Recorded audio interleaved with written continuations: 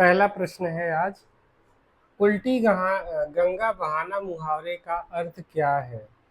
प्रश्न है, उल्टी गंगा बहाना मुहावरे का अर्थ है क्या है। परंपरा के विपरीत कार्य करना, नदी उल्टी बहना, नुकसान होना या फायदा होना।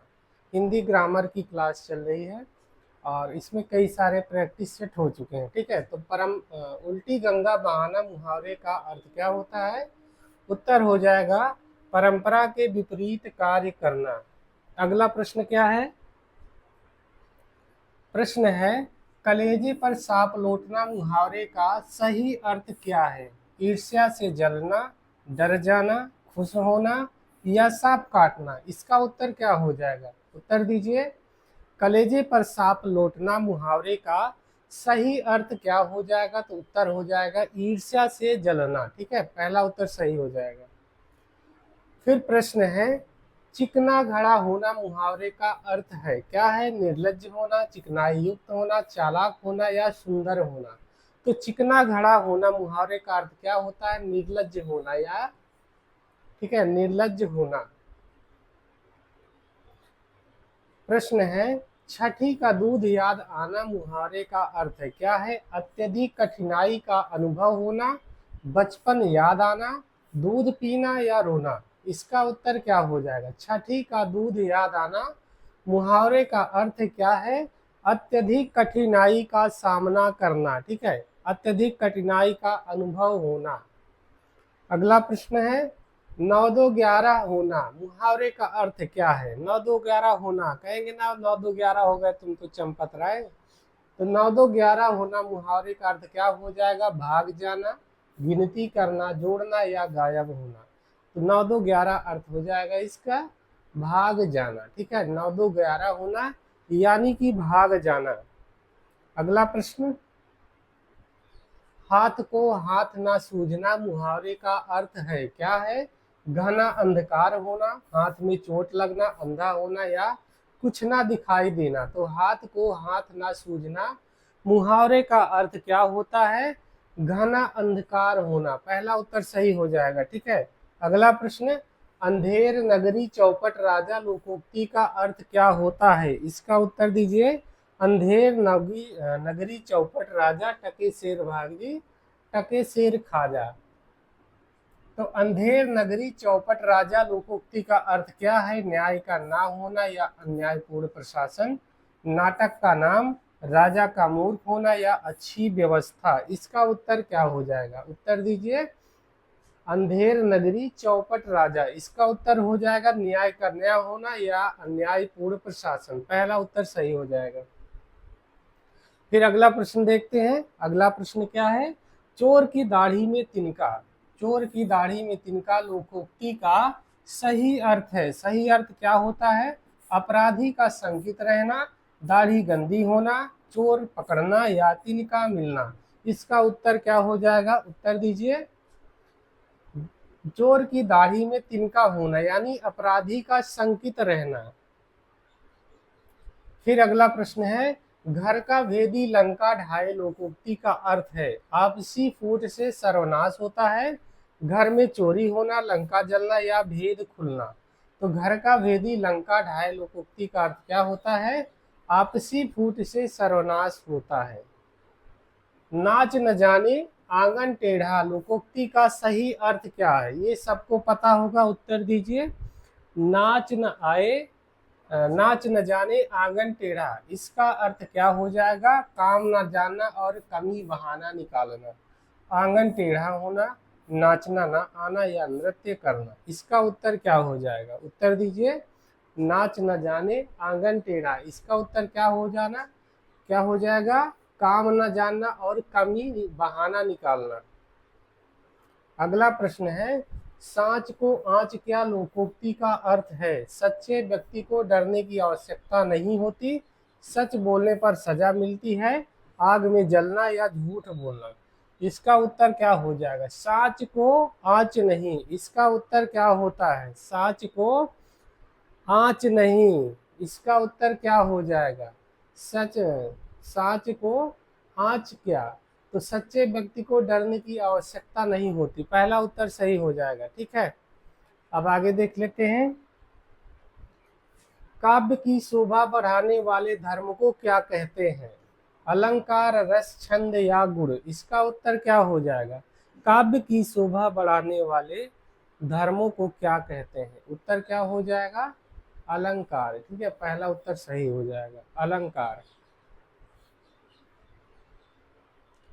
अलंकार के मुख्य रूप से कितने भेद होते हैं?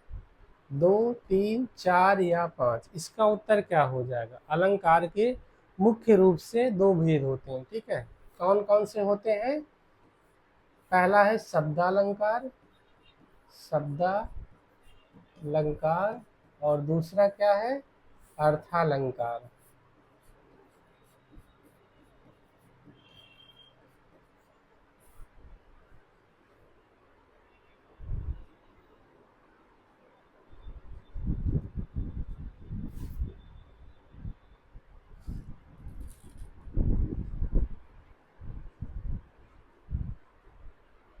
अगला प्रश्न है, अनुप्रास किस प्रकार का अलंकार है? शब्दालंकार, अर्थालंकार, उभयालंकार या इनमें से कोई नहीं? इसका उत्तर दीजिए। अनुप्रास किस प्रकार का अलंकार है? तो अनुप्रास क्या है? शब्दालंकार का भेद है। ठीक है, तो उत्तर क्या हो जाएगा? शब्दालंकार। प्रश्न है, उपमा, रूपक और उत्प्रेक्षा किस प्रकार के अलंकार हैं? अर्थालंकार, शब्दालंकार, उभयालंकार या छंद? इसका उत्तर क्या हो जाएगा? उपमा, रूपक और उत्प्रेक्षा किस प्रकार के अलंकार हैं? इसका उत्तर क्या हो जाएगा? अर्थालंकार है। ठीक है, ये अर्थालंकार है। पीपर पात सरिस मन डोला, यहाँ पर गलत हो गया है। पीपर पात सरिस मन डोला में कौन सा अलंकार है? पीपर के पत्ते के समान मन डोला। उपमा अलंकार, रूपक, उत्प्रेक्षा या यमक अलंकार? तो पीपर पात सरिस मन डोला में कौन सा अलंकार हो जाएगा? तो उपमा अलंकार हो जाएगा। ठीक है, अगला प्रश्न है, हरिमुख मनहु मयंकु, मिसप्रिंट हो गया है। हरिमुख मनहु मयंकु में कौन सा अलंकार है? उत्प्रेक्षा अलंकार, रूपक अलंकार, उपमा या श्लेष? तो यहाँ पर मनहु लगा है। ठीक है, तो मनु, मानव, मनहु ये जहाँ पर रहते हैं वहां पर कौन सा अलंकार हो जाता है? उत्प्रेक्षा अलंकार। तो उत्तर हो जाएगा उत्प्रेक्षा अलंकार। अगला प्रश्न है, रसराज किसे कहा जाता है? श्रृंगार रस को, वीर रस को, करुण रस को या शांत रस को? रसराज किस रस को कहा जाता है? इसका उत्तर दीजिए। तो रसराज किसे कहा जाता है? श्रृंगार रस को। श्रृंगार रस को रसराज कहा जाता है। ठीक है, श्रृंगार रस का स्थायी भाव क्या होता है? तो रति होता है। ठीक है, और श्रृंगार रस के 2 भेद होते हैं। कौन होता है? संयोग श्रृंगार और दूसरा है वियोग श्रृंगार। संयोग श्रृंगार और वियोग श्रृंगार। वीर रस का स्थायी भाव क्या होता है? उत्साह। करुण रस का स्थायी भाव क्या होगा? शोक। शांत रस का सम या निर्वेद हो जाएगा। इसको भी याद रखिएगा।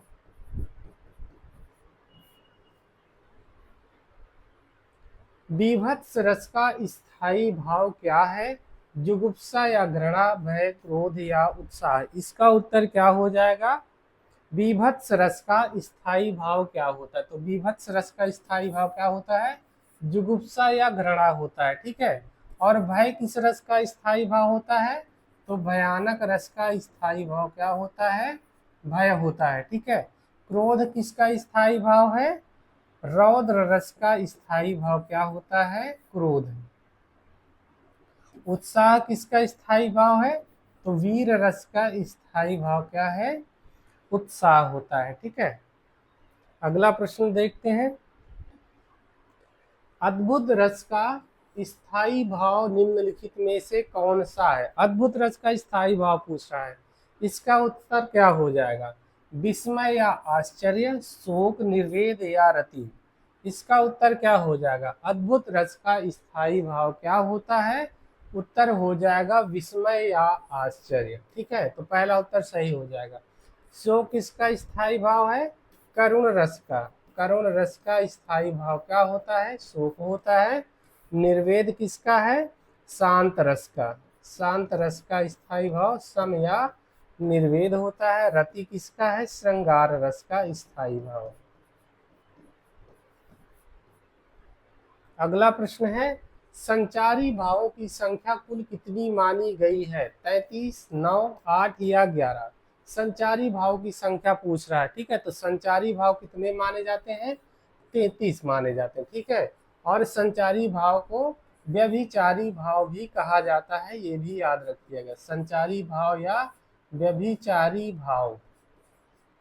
यदि पूछता कि सात्विक भाव कितने होते हैं?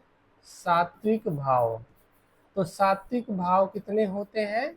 8 होते हैं। ठीक है, ये प्रश्न भी पूछा जाता है। यदि पूछा जाता कि स्थायी भाव कितने हैं? भरत क्या मानते हैं? स्थायी भाव 8 मानते हैं। ठीक है, और यदि पूछा जाए कि रस के अवयव कौन से हैं? रस के अवयव, तो रस के अवयव कितने होते हैं? 4 होते हैं। ठीक है, कौन कौन से होते हैं? इधर देख लेते हैं। विभाव होता है, अनुभाव होता है, व्यभिचारी भाव होता है, व्यभिचारी भाव, इसी को संचारी भाव भी कहते हैं। ठीक है, व्यभिचारी या संचारी भाव। और एक कौन बचा है? स्थायी भाव। स्थायी भाव, रस से संबंधित ये प्रश्न भी पूछा जाता है। ठीक है, पहला स्थायी भाव, दूसरा विभाव, तीसरा अनुभाव और चौथा व्यभिचारी या संचारी भाव। तो रस के 4 अवयव माने जाते हैं, ये प्रश्न भी एक पूछा जाता है। अगला प्रश्न है, दोहा के विपरीत छंद कौन सा माना जाता है? सोरठा, चौपाई, रोला या बरवे? दोहा का विपरीत कौन सा छंद माना जाता है? इसका उत्तर क्या हो जाएगा? सोरठा। ठीक है, दोहा में क्या होता है? दोहा के प्रथम और तीसरे चरण में, पहले और तीसरे चरण में कितनी मात्राएं होती हैं? 13 मात्राएं होती है। ठीक है, और दूसरे चौथे चरण में कितनी मात्रा होती है? तो 11 मात्राएं होती हैं। ठीक है, और सोरठा में क्या होता है? इसका उल्टा होता है। क्या होता है? पहले और तीसरे चरण में 11 मात्रा होंगी और दूसरे चौथे चरण में कितनी मात्राएं होंगी? 13 मात्राएं होंगी। ठीक है, इसका उल्टा हो जाएगा। अगला प्रश्न है, कुंडलिया छंद किन 2 छंदों के योग से बनता है? दोहा और रोला, चौपाई और दोहा, सोरठा और रोला, बरवे और उलाला। तो कुंडलिया छंद जो है यह किन 2 छंदों को मिलाकर बनता है? इसका उत्तर क्या हो जाएगा? कुंडलिया छंद जो है दोहा और रोला के मिलने से बनता है। ठीक है, तो पहला उत्तर सही हो जाएगा। ये प्रश्न अक्सर पूछा जाता है, इसको याद रखिएगा। दोहा और रोला मिलेंगे तो कुंडलिया बन जाएगा। अगला प्रश्न है, छप्पय किस प्रकार का छंद है? विषम मात्रिक छंद, सममात्रिक छंद, अर्धसममात्रिक छंद या वर्णिक छंद? इसका उत्तर क्या हो जाएगा? छप्पय किस प्रकार का छंद है? तो छप्पय क्या है? विषम मात्रिक छंद है। ठीक है, छप्पय जो है विषम मात्रिक छंद है। पहला उत्तर सही हो जाएगा। और छप्पय किन 2 छंदों को मिलाकर बनता है? यदि यह प्रश्न पूछा जाए तो इसका उत्तर क्या हो जाएगा? दोहा और रोला और उलाला को मिलाकर छप्पय बनता है। ठीक है, रोला प्लस उलाला, इन दोनों को मिलाकर क्या बनता है? छप्पय बनता है। ठीक है, ये भी याद रखिएगा। दोहा और रोला मिलेंगे तो क्या बनता है? कुंडलिया बनेगा। ठीक है, और जब रोला उलाला मिलेंगे तो छप्पय छंद बन जाएगा। अगला प्रश्न है, बरवय किस प्रकार का छंद है? अर्ध सममात्रिक छंद, सममात्रिक छंद, विषम मात्रिक छंद या वर्णिक छंद? बरवय क्या है? इसका उत्तर क्या हो जाएगा? बरवय जो है अर्ध सममात्रिक छंद है। ठीक है, बरवय जो है अर्ध सममात्रिक छंद के अंतर्गत आता है और इसमें पहले और तीसरे चरण में 12 12 मात्राएं होती, ठीक है। बरवय में पहले और तीसरे में 12 12 मात्राएं होगी और दूसरे चौथे में 7 7 मात्राएं होती, ये भी याद रखिएगा, ठीक है। पहले और तीसरे में 12 12 और दूसरे चौथे में 7 7 मात्राएं इसमें होती हैं।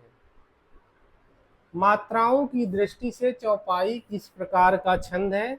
सममात्रिक छंद, अर्धसम, विषम या वर्णिक? इसका उत्तर क्या हो जाएगा? मात्राओं की दृष्टि से चौपाई किस प्रकार का छंद है? तो इसका उत्तर क्या हो जाएगा?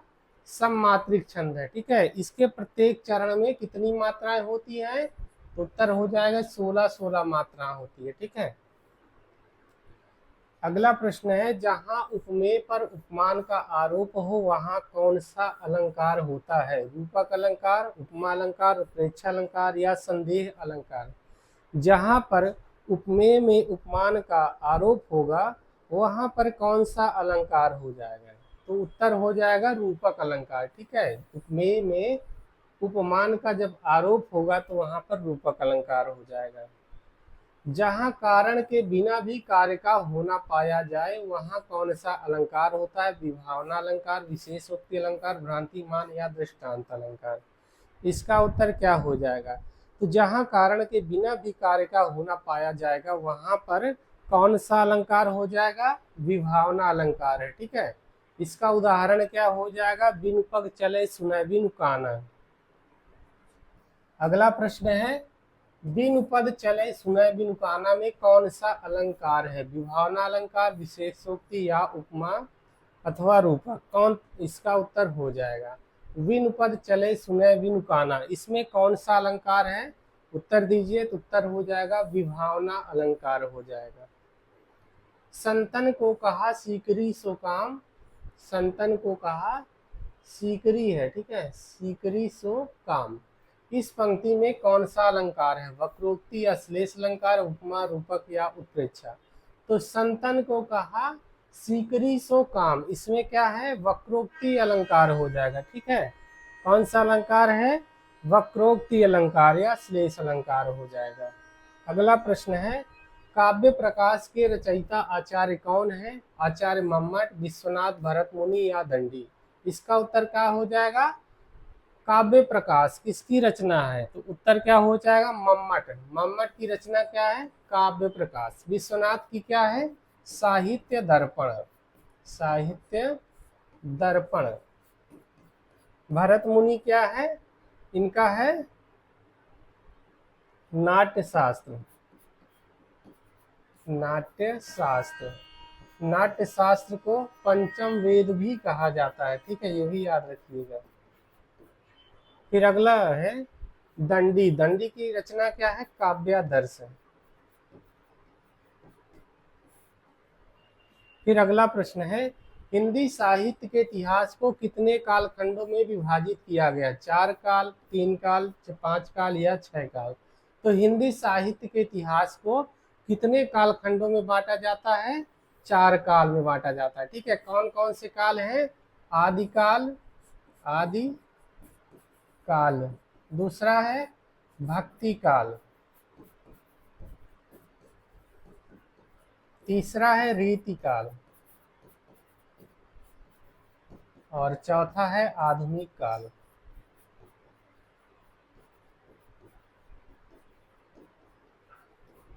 फिर अगला प्रश्न है, आदिकाल को वीरगाथा काल नाम किसने दिया? आचार्य रामचंद्र शुक्ल ने, हजारी प्रसाद द्विवेदी ने, डॉक्टर नगेंद्र ने या राहुल शंकरत्यायन ने? तो आदिकाल को वीरगाथा काल नाम किसने दिया है? आचार्य रामचंद्र शुक्ल ने दिया है। अगला प्रश्न है, 20वीं शताब्दी का आदिकाल नाम किसने सुझाया? 20वीं शताब्दी का नाम मिसप्रिंट है ये थोड़ा सा। 20वीं शताब्दी का नाम आदिकाल किसने सुझाया है? तो हजारी प्रसाद द्विवेदी, महावीर प्रसाद द्विवेदी, रामचंद्र शुक्ल या मिश्र बंधु? इसका उत्तर क्या हो जाएगा? आदिकाल किसने कहा है? तो हजारी प्रसाद द्विवेदी सही हो जाएगा, ठीक है, हजारी प्रसाद द्विवेदी ने सुझाया। अगला प्रश्न है, भक्ति काल को हिंदी साहित्य का स्वर्ण युग किसने कहा? जॉर्ज ग्रियर्सन, रामचंद्र शुक्ल, हजारी प्रसाद या श्याम सुंदर दास? तो भक्ति काल को हिंदी साहित्य का स्वर्ण युग किसने कहा है? जॉर्ज ग्रियर्सन ने कहा है। ठीक है। संत काव्य धारा के प्रमुख प्रतिनिधि कवि कौन माने जाते हैं? कबीरदास, सूरदास, तुलसीदास या जायसी? संत काव्य धारा का पूछ रहा है, तो ठीक है, संत काव्य धारा का कबीरदास हो जाएगा। कृष्ण भक्ति काव्य धारा के सूरदास है। कृष्ण भक्ति काव्य धारा के सूरदास है। राम भक्ति काव्य धारा के तुलसीदास है। और प्रेमाश्रयी शाखा के कवि कौन है? जायसी। अगला प्रश्न है, सूफी प्रेम मार्गी शाखा के प्रमुख कवि कौन है? मलिक मोहम्मद जायसी, कबीरदास, मीराबाई या रहीम? सूफी प्रेम मार्गी शाखा के प्रमुख कवि कौन है? मलिक मोहम्मद जायसी। इनकी रचना का क्या नाम है? पद्मावत। ठीक है। कबीरदास की रचना क्या है? बीजक नाम से है। ठीक है। इनके शिष्य धर्मदास ने बीजक नाम से इसका संकलन किया है, जिसमें साखी, शबद और रमैनी का संग्रह किया गया है। अगला प्रश्न है, कृष्ण भक्ति काल के प्रमुख महाकवि कौन है? कृष्ण भक्ति काव्य के प्रमुख महाकवि कौन है? सूरदास, तुलसीदास, केशवदास या बिहारी? इसका उत्तर क्या हो जाएगा? तो कृष्ण भक्ति का पूछ रहा है तो सूरदास हो जाएगा। ठीक है। इनकी रचना क्या है? सूर सागर, सूर सागर, सूर सारावली, सूर सारावली और साहित्य लहरी। इनकी 3 रचनाएं हैं। ठीक है। साहित्य लहरी। तुलसीदास की रचना सबको पता है, रामचरितमानस। केशवदास की रचना है रामचंद्रिका। बिहारी की है बिहारी सतसई, बिहारी सतसई। राम भक्ति शाखा के सर्व प्रतिनिधि कवि कौन है? गोस्वामी, तुलसीदास, सूरदास, केशवदास या नरोत्तम दास? इसका उत्तर क्या हो जाएगा? राम भक्ति शाखा के प्रतिनिधि कवि कौन है?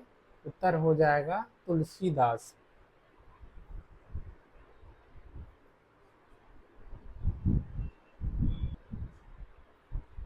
अगला प्रश्न है, रीति काल को श्रृंगार काल नाम किसने दिया? आचार्य विश्वनाथ प्रसाद मिश्र, रामचंद्र शुक्ल, रमाशंकर शुक्ल रसाल या मिश्र बंधु?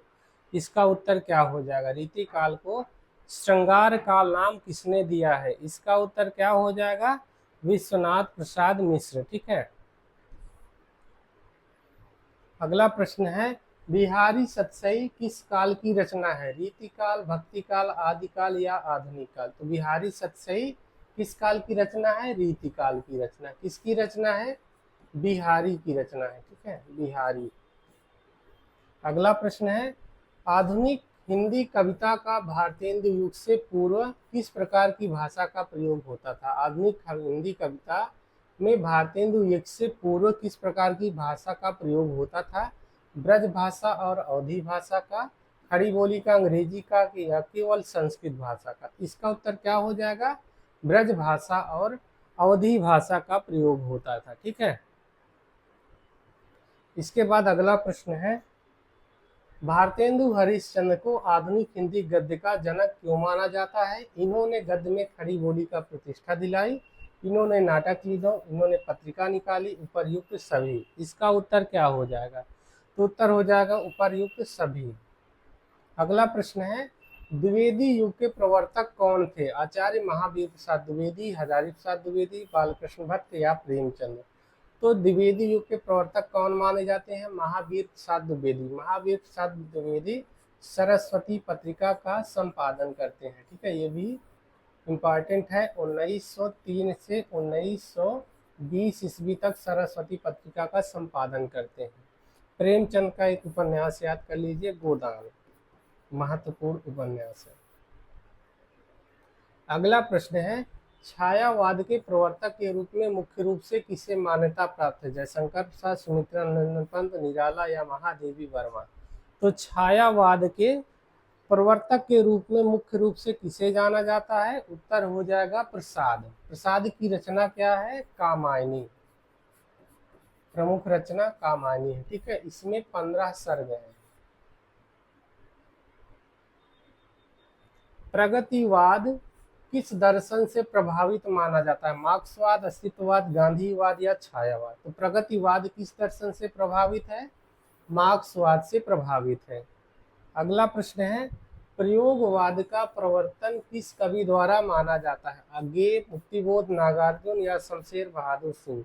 तो प्रयोगवाद का प्रवर्तन किस कवि द्वारा माना जाता है? इसका उत्तर क्या हो जाएगा? अज्ञे के द्वारा। ठीक है, अज्ञे ने 1943 ईस्वी में तार सप्तक का प्रकाशन किया है, तभी से प्रयोगवाद का प्रारंभ माना जाता है।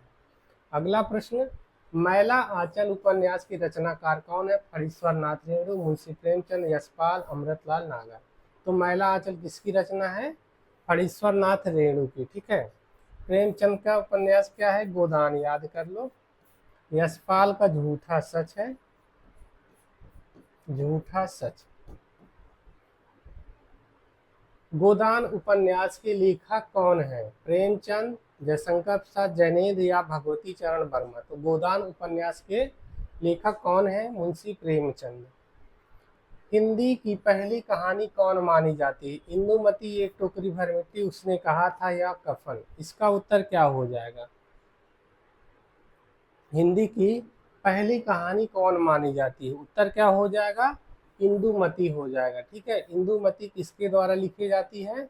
किशोरी लाल गोस्वामी। किशोरी लाल गोस्वामी ने इंदुमती की रचना की है। गोस्वामी। उसने कहा था किसने लिखा? चंद्रधर शर्मा गुलेरी ने। ठीक है, चंद्रधर शर्मा गुलेरी, ये भी महत्वपूर्ण कहानी है। कफन किसने लिखा है? तो प्रेमचंद ने लिखा है। अगला प्रश्न है, हिंदी का प्रथम उपन्यास किसे माना जाता है? परीक्षा गुरु, गोदान, चंद्रकांता या सेवाग्राम? तो प्रथम उपन्यास परीक्षा गुरु को माना जाता है। ठीक है, परीक्षा गुरु किसने लिखा है? लाला निवास दास। लाला निवास दास का उपन्यास है परीक्षा गुरु। गोदान किसकी रचना है? प्रेमचंद्र की।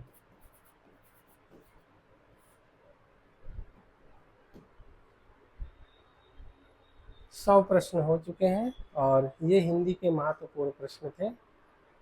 इससे आगे नेक्स्ट प्रैक्टिस सेट में हम लोग 100 प्रश्न फिर देखेंगे। चैनल को लाइक कर लीजिएगा, सब्सक्राइब कर दीजिएगा और शेयर कर दीजिएगा।